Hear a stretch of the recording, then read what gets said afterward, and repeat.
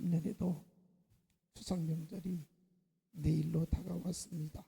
여러분, 명절, 즐거운 명절 되기 바랍니다. 행복한 명절 되기 바랍니다. 풍성한 명절이 되기를 바랍니다. 우리 옆사람과 인사합시다. 행복한 명절 줍시다.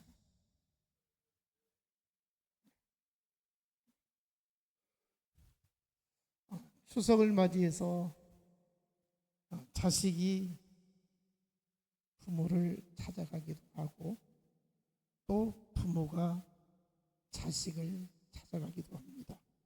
그런데 우리 교회를 바라보면 자식이 부모를 찾아와서 함께 예배드리는 성도들이 별로 없는 것 같습니다. 이에 반해서 부모가 또 자식을 찾아서 가신 분들도 계십니다. 안타까운 것은 이런 명절에 가족들이 다 같이 함께 주의 성전으로 올라와서 예배드리면 얼마나 좋을까, 이런 생각을 해봅니다. 여러분, 추석 명절을 맞이할 때마다 드는 생각이 무엇입니까? 제가 어렸을 때는 그렇습니다. 명절이나 돼야 고기도 먹고 생선도 먹고 또 부치게도 맛있게 부쳐서 먹고 과일도 먹었습니다. 명절이나 되어야 부모님이 새 옷도 사주고 신발도 사주고 또 친척들에게 용돈도 받기도 했습니다. 그리고 명절에는 필수적으로 이발소에 가서 머리를 깎았습니다. 명절에 받은 용돈으로 어렸을 때에 장난감 총도 사고 그림 딱지도 사고 과자도 사 먹었던 기억이 납니다. 그리고 조금 커서는 영화관도 가기도 했습니다. 그래서 명절이 얼마나 기다려지고 기대가 되었는지 모릅니다. 평소에 하지 못한 것, 갖고 싶었던 것을 가질 수 있는 것이 바로 이러한 명절이었습니다. 그러나 지금은 어떻습니까? 고기 먹는 것 얼마든지 먹을 수 있습니다. 새 옷, 새 신발 얼마든지 입고 신을 수 있습니다. 머리 깎는 것 명절에만 깎는 게 아니라 평소에도 깎을 수 있습니다. 영화관에 가는 것도 얼마든지 영화 보러 갈 수 있습니다. 오히려 지금은 명절이 되어도 부모나 형제가 만나서 같이 함께하는 시간이 예전에 비하면 만나지 않는 가정도 많이 있다는 것입니다. 개인주의에 빠져서 바쁘다는 핑계로 가족들이 함께 어울리고 함께 즐기고 함께하는 시간들이 쉽지 않다는 것입니다. 회상해보면 옛날 명절이 참 행복했던 것 같습니다. 더 좋았던 것 같고요. 일가 친척들이 모여서 어울리고 먹고 즐거운 명절, 정말 그때는 사람과 사람의 만남이 그렇게도 좋았습니다. 행복했습니다. 여러분, 이번 명절에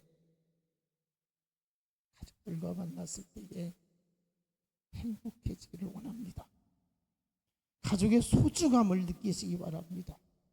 그 소중함을 사랑으로, 말로 표현할 수 있기를 바랍니다. 얼마 전에 단톡에, 제가 쓰는 단톡에 이런 글이 올라와서 공감이 되었습니다. 가족을 가족으로 소중하게 여겨야 하는 당연한 인간의 도리일진데 이 세태가 가족이 파괴되어지고 있습니다. 가족이 귀한 것을 알지 못합니다. 제목이 뭐냐면 아들아 나를 제발 개처럼 대해봐. 늙은 아버지가 아들에게 사람 치고는 고사하고 개만큼이라도 취급해달라고 하는 씁쓸한 이야기입니다. 요즘에 구독사가 많이 일어난다고 합니다. 늙은 부모가 혼자 살다가 죽어도 아무도 모른다는 것입니다. 자식들은 늙은 부모를 병원에 맡기자니 돈이 들고 집에 두자니 귀찮습니다. 오라가라 하는 거 귀찮습니다.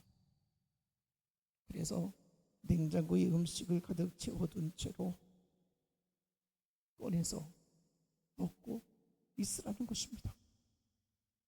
그러다가 기력이 다해서 쓰러져도 아무도 돌보지 않기 때문에 혼자 끙끙거리다가 세상을 떠나고 만다는 것입니다. 그러나 자식들은 장기 여행을 간다든지 한 집을 일주일간 비울 때에 늙은 부모는 내박쳐 놓지만 개는 데리고 간다고 합니다. 개를 데리고 갈 형편이 못 되면 가축병원에 맡겨서 돌보도록 한다는 것이죠. 아니면 개를 위해서 고급 사료를 준비하고 수제 간식을 주문해서 배달해서 개가 먹고 살 수 있도록 준비해 준다는 것입니다. 그래서 개는 혼자 있어도 먹을거리만 잘 넣어주니까 일주일이 지나도 잘 산다는 겁니다. 그런데요, 늙은 부모는 그냥 내팽개쳐 놓으니까 죽는 줄도 모른다는 것이죠. 치매에 걸린 아버지를 좁은 방에 오랜 기간 방치해서 욕창이 생겨도 돌아보지 않는 이런 못된 자식들이 있다는 것입니다. 그러면서 왜 이렇게 안 죽는가? 내 부모가 죽어야 할 때가 되었는데 왜 안 죽어? 이렇게 여긴다는 것입니다. 그런데 같은 집의 반려견은 혹시라도 잘못될까 봐 아침 저녁으로 산책을 데리고 나가 반려견 미용실에 정기적으로 데려가서 털을 손질해주고 철따라 옷을 지어 입혀주고 햇빛이 강해지면 눈이 시릴까 봐 선글라스를 끼워주고 늙은 부모 생일은 그냥 지나쳐도 반려견 생일이 돌아오면 파티를 열어주는데 전용 케이크를 준비해서 축하해주고 개에게 모자를 씌워주고 꽃다발을 갖다주고 이렇게 한다는 것입니다. 요즘에 반려동물을 위해서 보험도 생기고 또 유전자 검사도 하고 개가 즐거워야 한다고 해서 음악도 틀어주고 전용 마사지 샵도 데리고 가고 또 놀이터 수영장에 겸비된 고급 애견 호텔에 데리고 가기도 합니다. 개에게는 명품 옷을 입히지만 부모에게는 싸구려 옷 사주는 것도 펄펄 떠는 것이 오늘 이 시대의 세태인 것을 보게 됩니다. 이렇게 부모는 방치하는 사람이 개에게는 온갖 정성을 다 기울인다는 것입니다. 물론 개를 좋아하고 반려견을 키우는 것 자체가 죄가 아닙니다. 그게 무슨 흠이 되겠습니까? 탓할 일은 아니죠. 그러나 그렇게 정성을 들여서 키우는 개보다는 내 부모, 내 형제를, 내 자식을 더 사랑해야 되지 않겠느냐는 것입니다. 개보다도 못한 가족들이 되어야 되겠습니까? 부모의 관심 서열이 어떻게 보면 개만도 못한 그런 소우를 받고 있다는 것입니다. 자식들이 부모를 제대로 모시지 못할 때에 노치원이라도 보내면 얼마나 좋겠습니까? 그래서 관리를 받도록 해야 하는데 이것도 돈이 들어가니까 싫은 것입니다. 자식들은 노치원비를 받을 수 있는 보험도 있다고 하는데, 여러분 이제 노년으로 가신 분들 미리 노치원 보험을 꼭 가입해서 우리 노치원에 들어오실 수 있도록 부탁을 드립니다. 그래서 60대 이상은 머지않아서 노인이 될 것이고, 젊은이들은 늙을 부모를 어떻게 잘 모셔야 하는가 미리 준비할 수 있기를 바랍니다. 노인 문제 우리 모두의 문제예요. 그렇죠? 곧 당합니다. 그렇죠? 진짜 곧 당한다니까요. 60대 이상 되신 분들 곧 70, 80 그렇게 되지 않겠습니까? 여러분, 노인 문제는 정말 심각한 문제입니다. 자식들이 늙은 부모가 혼자 살면 가끔씩 전화하고 찾아가다가 거동이 좀 불편하면 잠깐 요양병원에 가서 치료받고 오시면 된다고 해서 요양병원에 보냅니다. 그리고 늙은 부모가 살았던 집은 어차피 돌아오지 못할 것 같으니까 이거 처분해서 쓰자 해서 부모가 살고 있었던 집을 팔아넘깁니다. 그러다가 몸이 좋아져서 집에 가고 싶다고 합니다. 그런데 이미 집이 팔려버렸으니 어떻게 합니까? 갈 집이 없으니 이제 죽을 때까지 요양원으로 보내는 것입니다. 요양병원에서 값싼 요양원으로 그렇게 모시게 되어지는 것입니다. 요양원에 부모를 보내고 나면 처음에는 매주 찾아온다고 합니다. 그 다음에는 한 달에 한 번 찾아가고, 그 다음에부터는 명절 때 찾아간다고 합니다. 이제 그러다가 보니까 결국 늙은 부모는 오지 않는 자식을 애타게 기다리다가 고통 가운데 위롭고 쓸쓸하게 세상을 떠난다는 것입니다. 이것이 인간의 생로병사의 사이클입니다. 우리 모두가 그 길을 지금 가고 있습니다. 나는 집에서 죽고 싶다. 늙어서 고통을 못해도 자식들을 보호받으면서 집에서 죽고 싶다.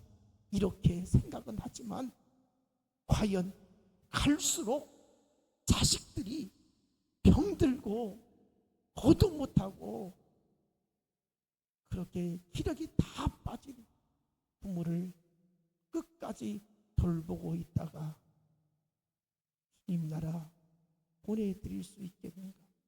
쉽지 않습니다.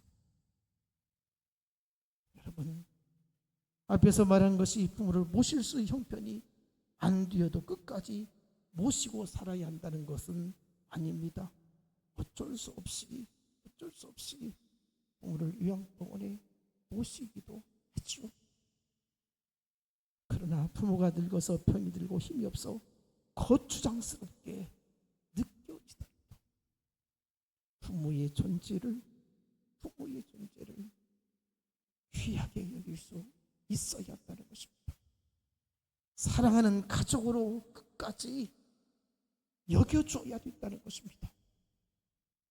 반려견은 끔찍히 위하면서 늙은 부모는 그 반의 반도 정성을 들이지 않는다는 것입니다.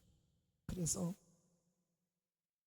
병들고 힘없는, 아무 능력이 없는 늙은 부모가 하는 말이, 아들아, 나를 제발 개처럼 대해다.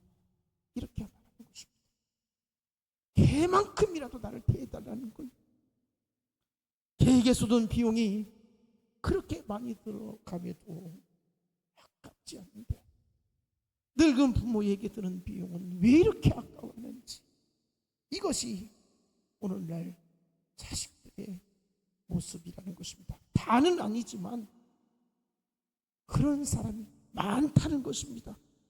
여러분, 이를 바라보는 늙은 부모의 마음이 어떠하겠습니까? 자식들에게 서운하고 속상하고 속에서 열통이 터져도 분통이 나도 바란들 무슨 의미가 있겠는가? 애가 터지게 살고 있죠. 어떻게 키웠는데, 어떻게 키웠는데, 그러면서 내가 이런 대접 받으려고 그렇게 고생스럽게 살았는가? 애중지 키워낸 자식이 부모를 이렇게 안 죽어서 애가 타는 저 모습이 너무 괴로운 것입니다. 개에게 온갖 정성을 쏟는 그 모습을 바라보면서 참으로 애통하는 심정, 그것이 늙은 병든 부모의 심정이라는 것입니다. 오늘 설교의 제목이 무엇입니까? 사람을 귀하게 여기자. 여러분, 사람은 병든 늙은 부모라도 가치가 있습니다. 어린 아이도 가치가 있습니다. 어느 누구도 가치 없는 인생은 아무도 없습니다. 다 귀한 존재입니다. 천하보다도 귀한 영혼들입니다. 디모데전서 5장 8절, 누구든지 자기 친족, 특히 자기 가족을 돌보지 아니하면 믿음을 배반한 자요 불신자보다 더 악한 자니라. 여러분, 우리는 추석 명절을 앞두고 있습니다. 예수 믿는 사람들은 천하보다 더 귀한 영혼을 귀하게 여겨야 됩니다. 사람 꼴을 못 보는 사람이 있어요. 여러분, 사람 꼴을 잘 보여야 되는데 내 부모 꼴을 못 보고요, 내 형제 꼴을 못 보고요, 내 가족 꼴을 못 보고요, 내 성도의 꼴을 못 보고요. 이게 있을 법한 일입니까? 불신자보다 더 악한 모습이 있어서야 되겠습니까? 가정에서든지 교회에서든지 여러분 마음에 들지 않더라도, 여러분 눈에 거슬리더라도 우리는 악한 자가 되지 말아야 됩니다. 여기 주신 말씀 뭐라겠습니까? 믿음을 배반한 자요 불신자보다 더 악한 자니라. 예수 안에서 우리는 한 가족이 되었습니다. 그리고 가정은 혈육으로 하나가 된 가족이 되었습니다.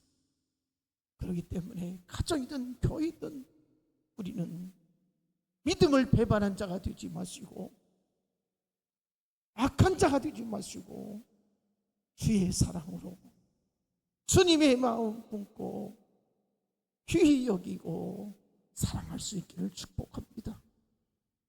우리는 누구에게든지 어디에서든지 존중을 받아야 됩니다. 여러분, 인격이 무시당하고 존재 가치를 짓밟히면 얼마나 고통스러운지 모릅니다. 살맛이 나지 않습니다.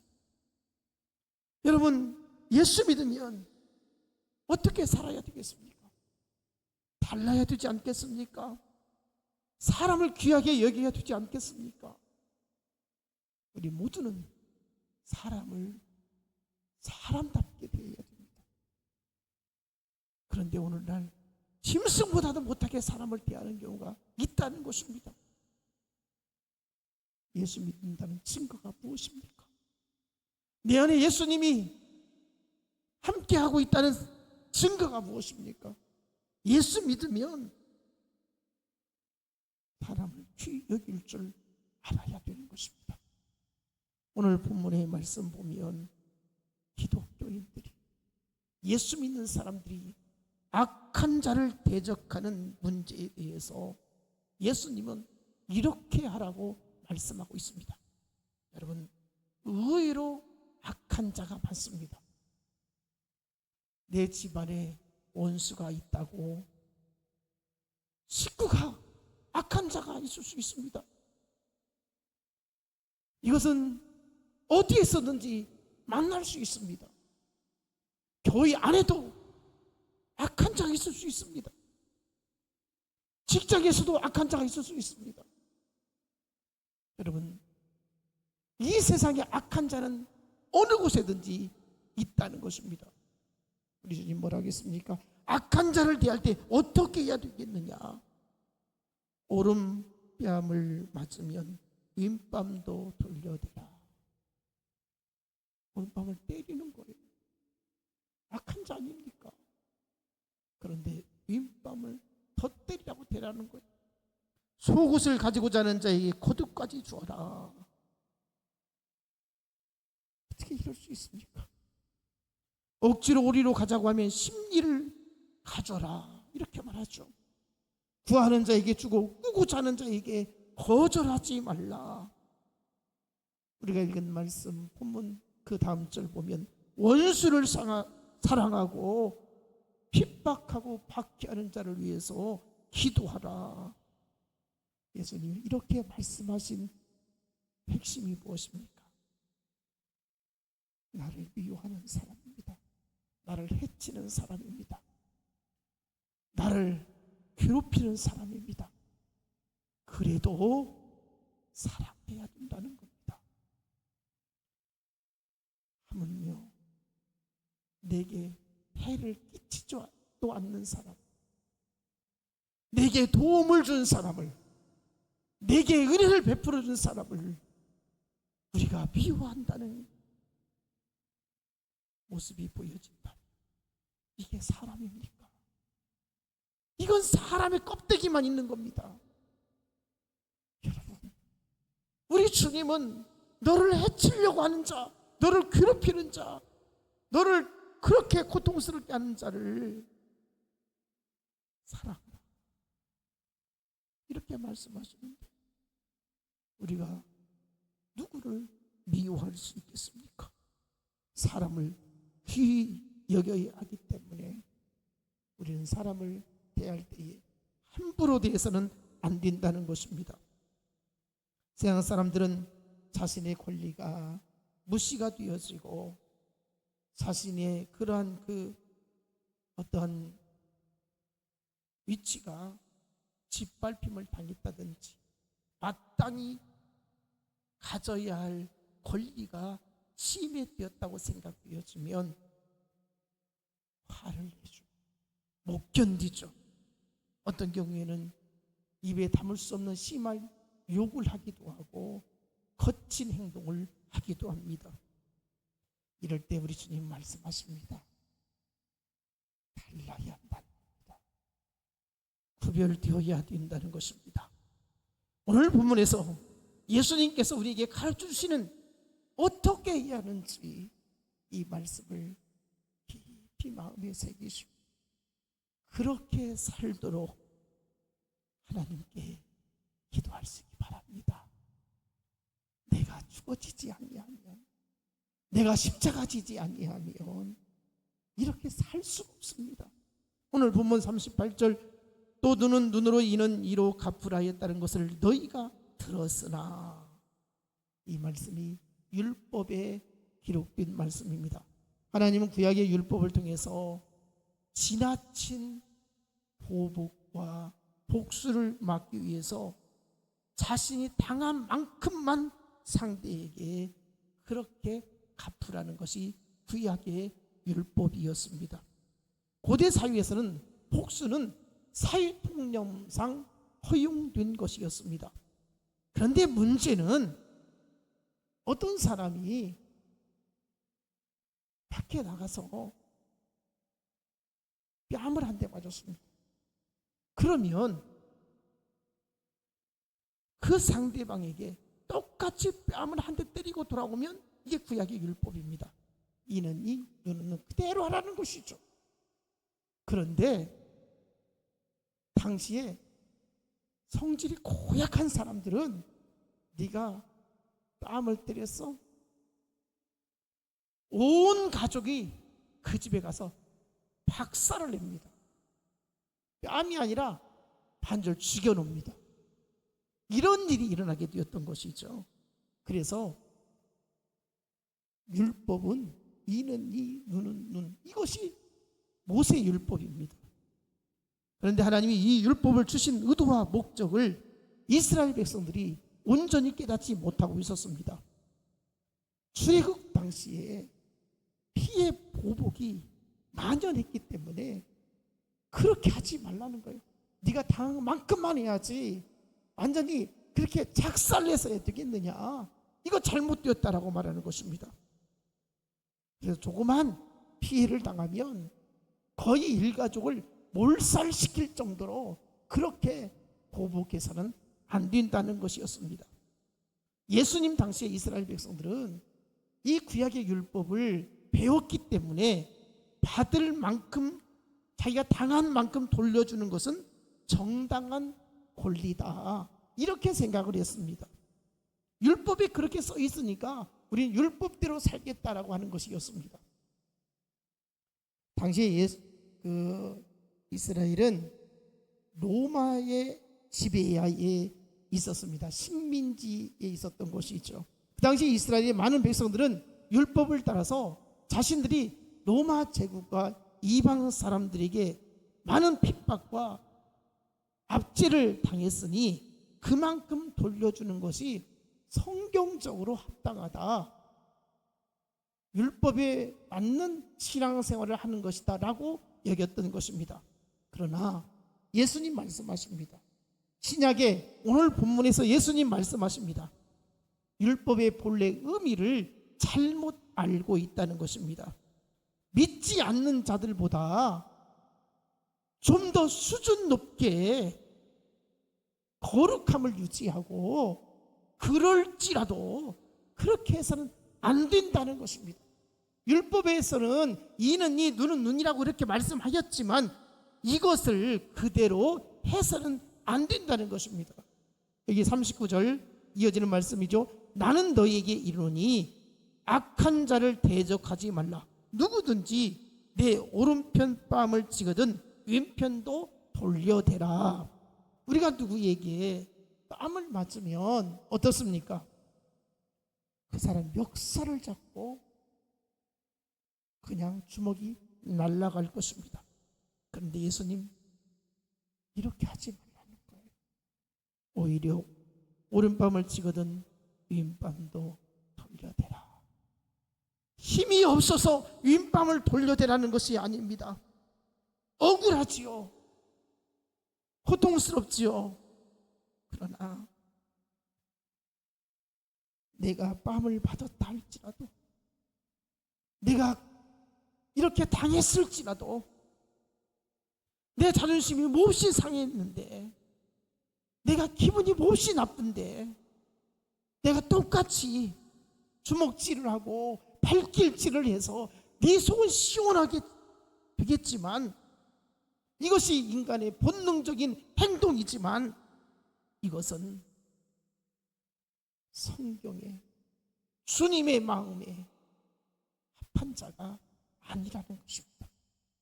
여러분, 우리가 신앙생활하면서 또 인간관계 속에서 이런 일이 얼마나 많습니까? 예수님은 그럴지라도 그렇게 살지 말라는 거예요. 그렇게 하지 말라는 거예요. 그냥 죽어지라는 거예요. 하나님 말씀에 순종하라는 거예요. 그렇게 살 수 있습니까? 어렵죠. 너무 화가 나죠. 너무 기분이 나쁘죠. 그러나 우리는 하나님의 말씀을 상고하고 있습니다. 말씀을 듣고 은혜 받았다는 것이 무엇입니까? 예수 믿는 것 때문에, 내 안에 계신 주님 때문에 내가 죽어지는 거예요. 내가 참는 거예요. 내가 감당하는 거예요. 내가 이겨야 되는 거예요. 이어지는 말씀 볼까요? 40절. 또 너를 고발하여 속옷을 가지고 자는 자에게 겉옷까지도 가지게 하며. 당시에 일반 서민들은 여분의 옷이 없었습니다. 그렇기 때문에 겉옷을 빼앗기면 어떻게 대책이 없습니다. 속옷을 달라고 하는데 겉옷까지 내어주면 어떻게 되겠습니까? 알몸으로 돌아다녀야 되는 것입니다. 왜 겉옷을 빼앗습니까? 이유가 무엇입니까? 왜 속옷을 달라고 겉옷을 빼앗습니까? 이유가 무엇입니까? 빚을 진 자입니다. 채무자입니다. 그래서 이 사람을 모욕을 주고 부끄러움을 주고 못 견디게 해서 빚을 갚으라는 것입니다. 채무자는 알몸으로 걸어다가는 수치는 이루 말할 수 없을 것입니다. 더군다나 중동 지방은 낮과 밤의 기온차가 심해서 낮에는 몹시 무덥지만 밤에는 상대적으로 쌀쌀합니다. 그래서 밤의 추위를 견딘다는 것은 얼마나 어려운지 떨게 되어지는 것입니다. 그래서 구약의 율법에 보면 출애굽기 22장 26절로 27절, 네가 만일 이웃의 옷을 전당 잡거든 해가 지기 전에 그에게 돌려보내라. 그것이 유일한 옷이라. 그것이 그의 알몸을 가릴 옷인즉 그가 무엇을 입고 자겠느냐. 그가 내게 부르짖으면 내가 드리리니 나는 자비로운 자임이니라. 하나님은 자비로운 자다. 옷을 빼앗아 버리면 어떻게 하겠느냐. 알몸을 가지고 어떻게 살겠느냐. 그가 너무 고통스러워서 하나님께 부르짖으면 내가 자비로운 자이기 때문에 돌봐 주겠다. 여러분, 우리는 하나님의 사자입니다. 하나님이 하실 일을 우리에게 하라고 하는 것입니다. 그렇다면 어떻게 해야 되겠습니까? 예수님은 속옷을 가지고 자는 자의 겉옷까지 가지게 하라고 하신 이 말씀, 오늘 우리에게 때로는 손해볼 때도 있습니다. 때로는 억울함을 당할 때도 있습니다. 때로는 정말 미칠 지경에 이를 때도 있습니다. 그럼에도 불구하고 주님은 우리에게 네가 자비로운 손길을 베풀라고 말씀을 하고 있습니다. 그냥 내가 주님의 마음을 품으면 해결할 수 있다는 것입니다. 이어지는 본문 41절 볼까요? 또 누구든지 너로 억지로 오리를 가게 하거든 그 사람과 심기를 동행하고. 이 말은 이스라엘 그 당시의 상황이 그렇습니다. 로마의 지배 아래에 있었기 때문에 이스라엘 백성들은 식민지인 그 로마 군인들이 요청을 하면 거기에 따라줘야 하는 것이 법으로 정해져 있습니다. 그런데 그 법이 2kg입니다. 그러니까 당시 이 유대인들에게 이 로마 군사들이 무거운 짐을 지고 이동을 하게 되어질 때에 대신 그 무거운 짐을 지고 가도록 했다는 것입니다. 그래서 법이 오리, 그러니까 2kg만 가면 되는 겁니다. 그런데 이 로마 군인들이 2kg만 가는 것으로 족하지 않고 심리 4kg를 짐을 지고 가라는 것입니다. 주님이 바로 그 이야기를 하고 있습니다. 그래, 그냥 억지로라도 오리를 가고자 하면 그 사람과 심리를 가라. 여러분, 참 억울한 일이죠.